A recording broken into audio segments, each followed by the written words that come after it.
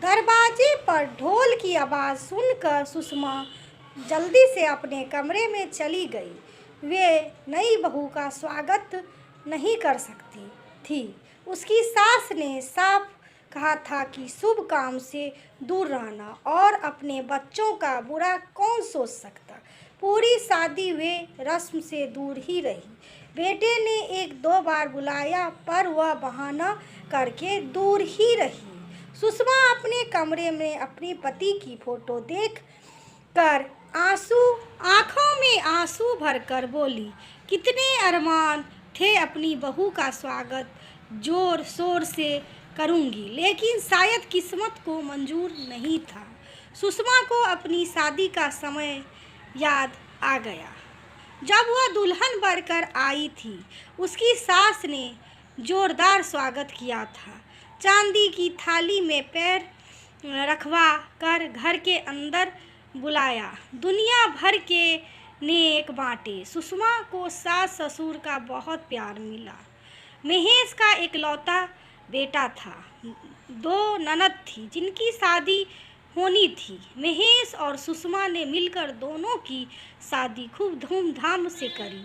सारी जिम्मेदारी सुषमा ने उठाई थी। बहुत प्यार से सब चल रहा था। सुषमा को अपनी किस्मत पर नाज हो रहा था। ऐसा परिवार, प्यार करने वाला पति और दो प्यारे बच्चे, बेटा आकाश और बेटी सोनाली उसकी जान थे।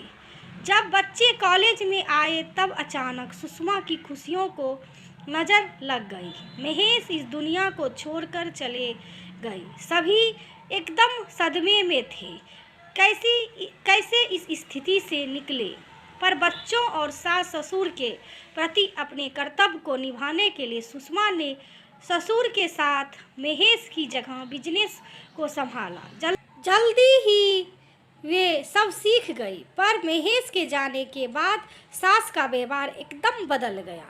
वे सुषमा को ही जिम्मेदार मानती और अक्सर उसे ताने देती रहती। उनके पति समझाते, क्यों उसको और दुखी करती रहती हो, पर उन्हें समझ नहीं आता। आकाश और सोनाली बड़े थे, उन्हें भी गुस्सा आता। उनकी माँ को ताने सुनने पड़ते।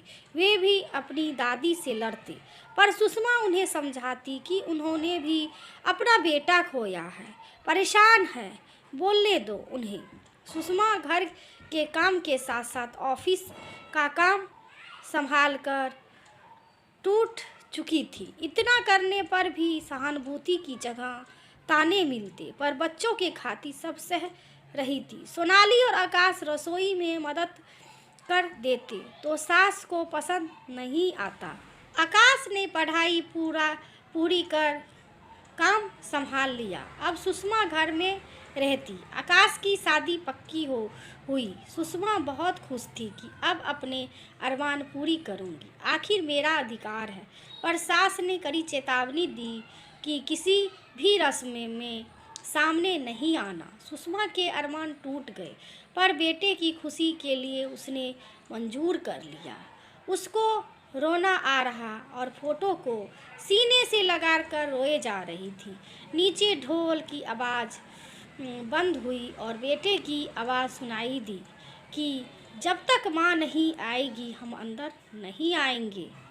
दादी बोली, तू पागल हो क्या, ऐसे मौके पर विधवा सामने नहीं आती। आकाश बोला, दादी कैसी बात कर रही है। एक माँ अपने बच्चों का बुरा कभी नहीं सोच सकती, और ना होता है यह सब किस्मत का खेल।